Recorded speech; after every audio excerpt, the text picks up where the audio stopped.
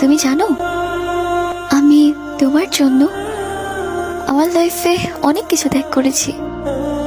তোমায় ভালোবেসেছি, নিজের পরিবারের কাছে ছোট হয়েছি। না সোসাইটি, না পরিবার, কোথাও আমার মুখ দেখানোর জায়গা ছিল না। সবকিছুকে পরোয়া না করে আমি তো তোমার পাশেই ছিলাম। একমাত্র তোমার উপরই ভরসা করেছিলাম।